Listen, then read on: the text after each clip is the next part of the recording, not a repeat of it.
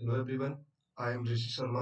और आज की हमारी लिक्विड की पीओटीडी है minimum number of arrows to burst balloons. ये एक मीडियम लेवल प्रॉब्लम है। तो पहले हम प्रॉब्लम स्टेटमेंट रीड करेंगे, फिर इसकी अप्रोच देखेंगे। तो basically there are some spherical balloons tapped onto a flat wall that represent the xy plane।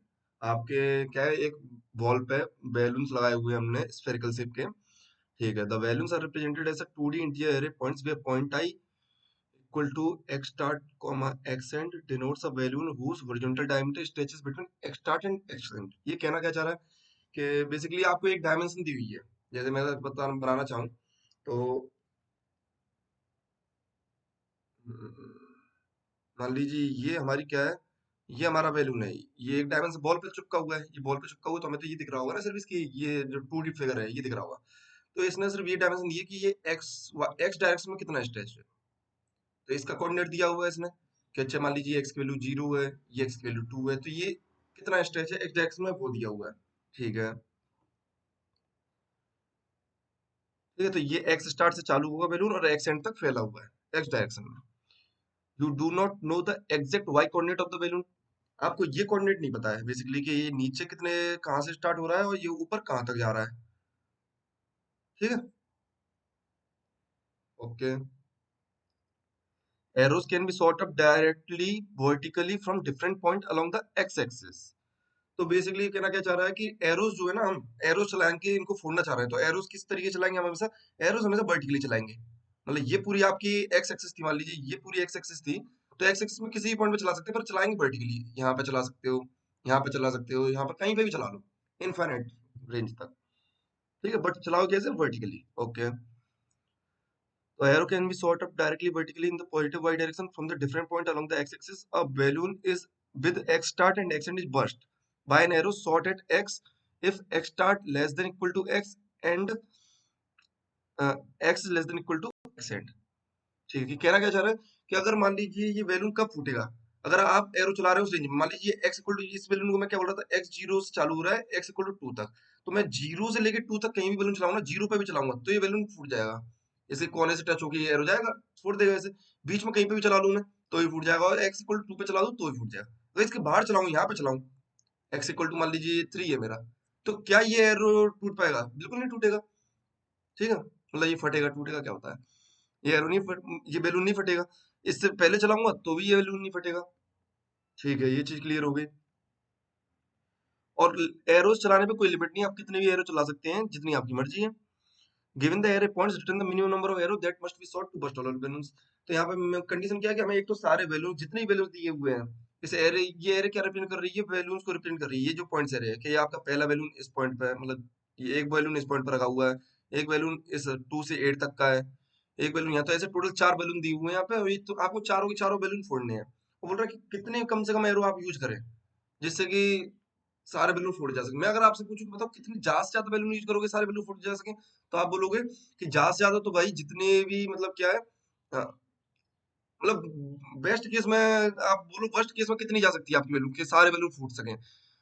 Worst case में मिनिमम वैल्यू कितनी हो सकती है कि सारे बैलून फूटे, तो आप बोलोगे कि हर बैलून को एक एरो से फोड़ सकते हो। ये तो पक्का है कि एक एरो से हर बैलून को फोड़ सकते हो। तो टोटल मैक्सिमम जो आएगी, मतलब आंसर आ सकता है, वो आ सकता है आपका size of the array n के बराबर। अगर ये इनमें एक भी कॉमन नहीं है, पर इससे कम भी हो सकता है आंसर। कम कब होगा, अगर मैं बोल रहा हूँ ये एक बैलून ये है और दूसरा बैलून मान लीजिए वाई कोऑर्डिनेट नहीं दिया है पर यहाँ कहीं रखा हुआ है, मान लीजिए ऐसे। अब इनमें एक्स का कॉमन रीजन है या नहीं। देखिए, अगर आप बैलून यहाँ पे चलाएं तो ये एरो एरो यहाँ पे चलाएं तो ये एरो इन दोनों बैलून्स को फोड़ते हो जाएगा। तो इसलिए आंसर कम भी हो सकता है इनसे। डिपेंड करता है कि कितना बेसिकली कॉमन रीजन है या नहीं। उसको कॉमन रीजन है तो आप एरो चला देंगे। तो इससे बेसिक थॉट प्रोसेस में आपको पहला थॉट प्रोसेस क्या रहा होगा कि ऐसा करो, उस एरो पे हम, उस पॉइंट पे हम एरो चलाएंगे जहां पे सबसे ज्यादा बैलून आप फोड़ सको। उस पॉइंट पे आप एरो चलाओगे जहां पे सबसे ज्यादा बैलून आप फोड़ सको। सबसे पहले तो ये थॉट प्रोसेस आपके दिमाग में चल रहा होगा। पर देखते हैं क्या इसे, ये पॉइंट पता लगाना आसान है या नहीं। अगर नहीं है तो क्या अप्रोच और अपना सकते हैं, ये चीज हम देखते हैं, टेस्ट केस लेते हैं, उससे समझते हैं। ठीक है, तो मान लीजिए आपको पॉइंट से एरे दी हुई है, पॉइंट एरे, वो क्या है, ये मान लीजिए आपको पॉइंट एरे दी हुई है। वो कुछ इस प्रकार है, 9 12 110 411, 812, 39, 69, 67। अब ये सारे बलून्स क्या आपको क्या दी हुई है, एक्स में कितना फैला हुआ है बलून वो दिया हुआ है, और हम इसको अब एक एक्सिस पर रिप्रेजेंट करके देखते हैं पहले। मैं एक्सिस पे इसे एक लाइन की तरह रिप्रेजेंट करूंगा, जैसे 9 12 करूंगा तो मैं ऐसे रिप्रेजेंट करना चाहूंगा। वैसे तो स्फेरिकल होगा पर लाइन की तरह रिप्रेजेंट कर सकते हैं 9 से 12। मैं इस तरीके रिप्रेजेंट करने वाला हूँ। जरा करते हैं। तो मैक्सिमम आपका पॉइंट कहाँ तक जा रहा है, आपका 12 तक जा रहा है यहाँ पे। तो ऐसा करते हैं, एक एक्सिस बनाई हमने, मान लीजिए ये आपकी एक्सिस हो गई, ठीक है। ये आपका पॉइंट हो गया जी, एक्स एक्सिस में 0 वाला पॉइंट हो गया। यहाँ पे मान लीजिए 1, ये आपका 2, ये आपका 3, 4, 5, 6, 7, 8, 9, 10, 11 एंड 12, ठीक है। अब इस बलून को रिप्रेजेंट करना है, अगर हम 9 12 वाले को, 9 से लेके 12 तक जा रहा है तो ये रिप्रेजेंट होगा कैसे, ये यहाँ से यहाँ तक जा रहा है। ये हो गया एक बैलून आपने रिप्रेजेंट कर दिया। दूसरा बैलून को करते हैं, ये जा रहा है आपका 1 से लेके 10 तक, तो वो बैलून हमने रिप्रेजेंट किया इस तरीके से,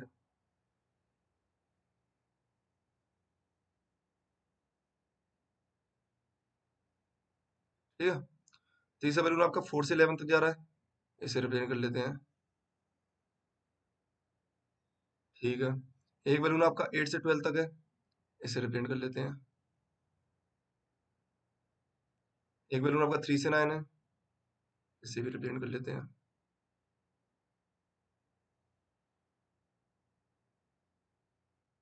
एक बैलून आपका 6 से 9 है,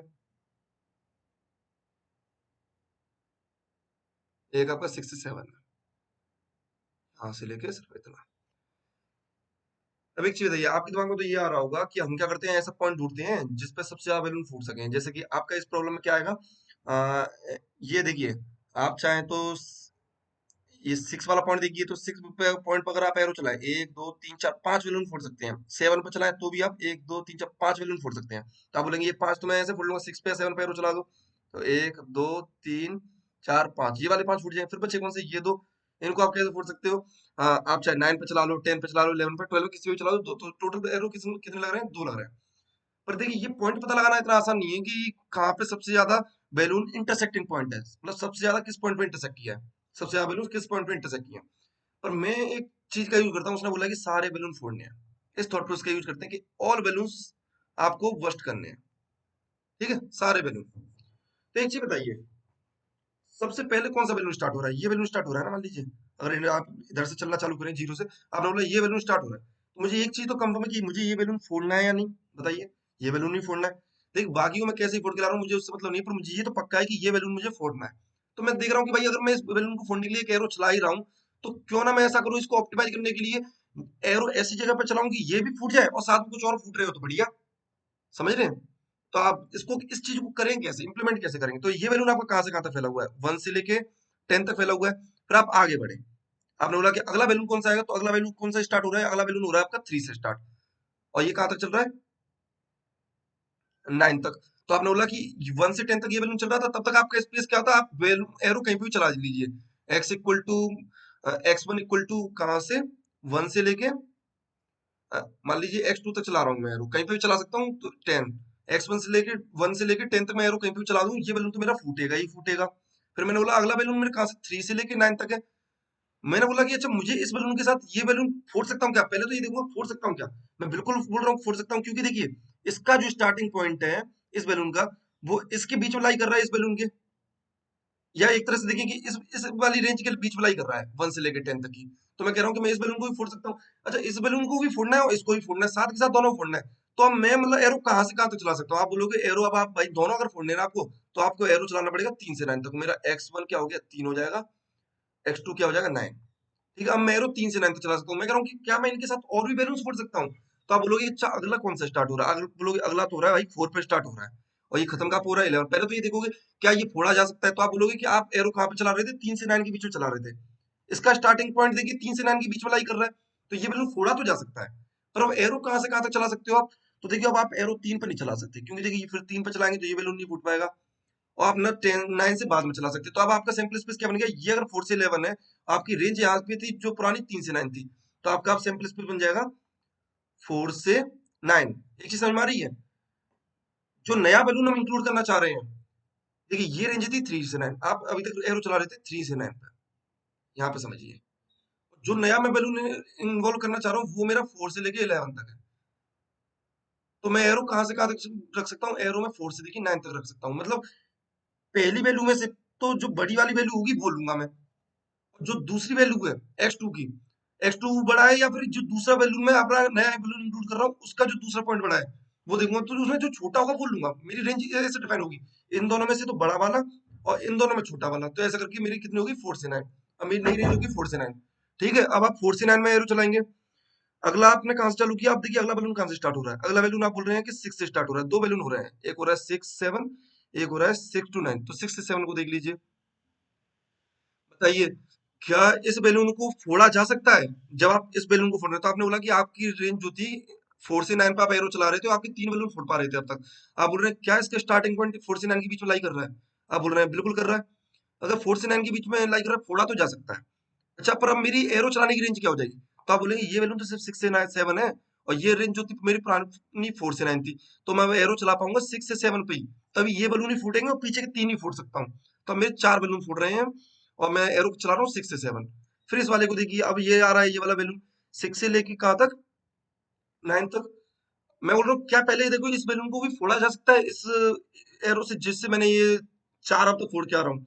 आप बोल रहे हैं बिल्कुल फोड़ा जा सकता है, क्योंकि ये 6 से 7 के बीच में ही लाई कर रहा है, 6 से 9, तो फोड़ा तो जा सकता है। पर मेरी एरो की रेंज क्या रहेगी? तो देखिए अभी भी मेरी एरो की रेंज क्या रहेगी, 6 से 7। 6 से 7 में कहीं भी चला लीजिए, ये बैलून भी आप फोड़ पाएंगे। अगला कौन सा आपका स्टार्ट होगा बैलून? अगला बैलून आपका 8 पे स्टार्ट हो रहा है। अब देखिए क्या इस बैलून को फोड़ा जा सकता है, पहले ये देखेंगे। आप बोलेंगे बिल्कुल नहीं फोड़ा जा सकता, क्योंकि ये बैलून मेरा कहाँ पे स्टार्ट हो रहा है, ये बैलून मेरे इसके एंड में स्टार्ट हो रहा है, जब ये खत्म हो रहा है उसके बाद स्टार्ट हो रहा है, तो ये तो नहीं फोड़ा जा सकता। अब मैं यहाँ पे कह दूंगा कि अच्छा भाई, ये 5 बैलून थे ऐसे जो इस एक एरो से फोड़े जा रहे थे, अब तो मुझे एरो चेंज करना पड़ेगा, अब दूसरा एरो चालू करना पड़ेगा।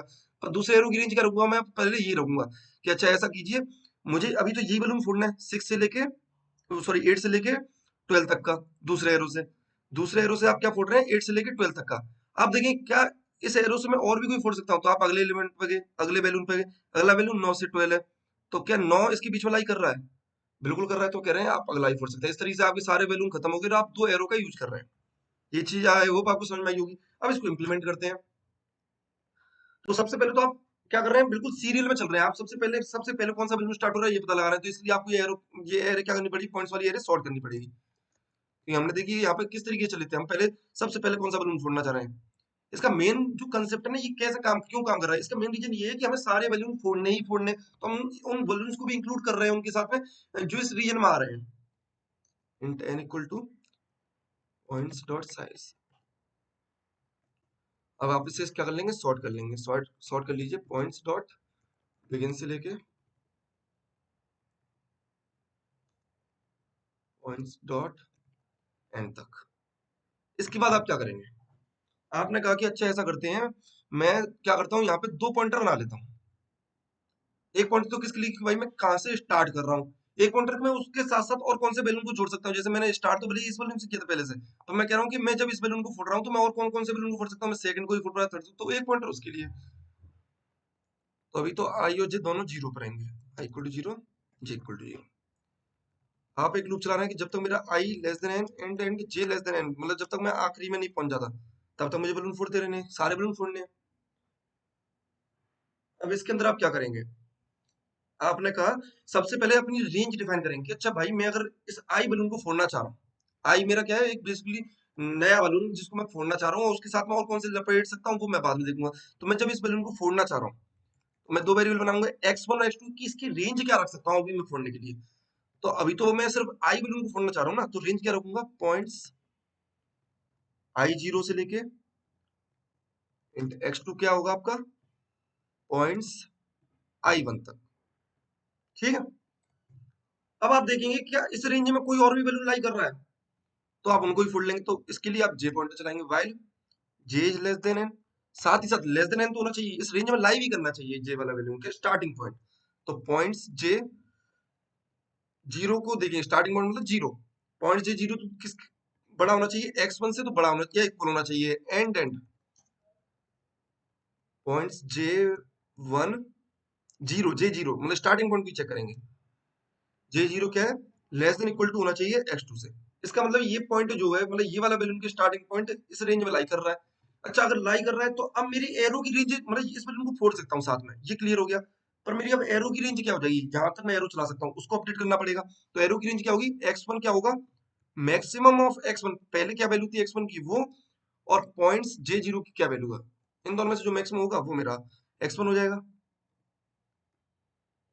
x2 कैसे निकालूंगा, minimum value of x2 comma points J J one की, क्योंकि देखिए जे जो बलून है आपका, जे वाला बैलून, जे जीरो से लेके जे वन तक फैला हुआ है। तो जे एक्स वन निकालने के लिए तो आप दोनों में से मैक्सिमम निकालेंगे, भाई एक्स वन बड़ा है या एक्स टू बड़ा है, तो आप उसको सेट करेंगे। अगर एक्स टू निकालना चाहते हैं तो आप एक्स टू देखेंगे, और ये खत्म कहाँ पे हो रहा है, ये वाला वैल्यून जो बेसिकली जिसको जे वाला वैल्यून है, इन दोनों में से जो मिनिमम वैल्यू होगी वो लेंगे आप। ये ले लिया आपने।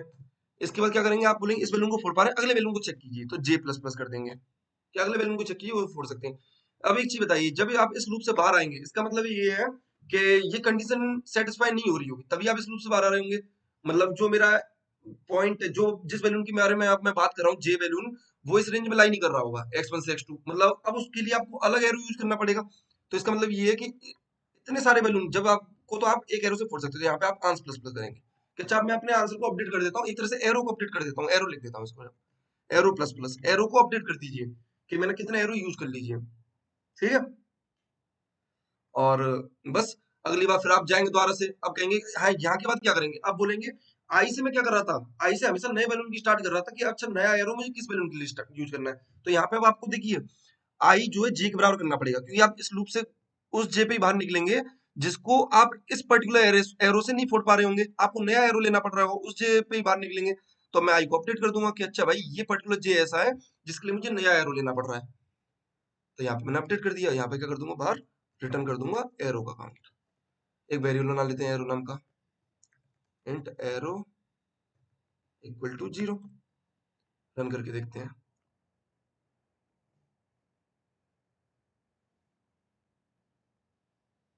सबमिट करते हैं।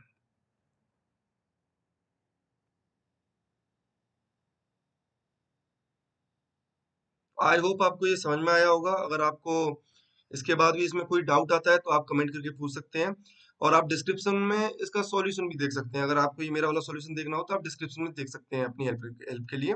Thank you.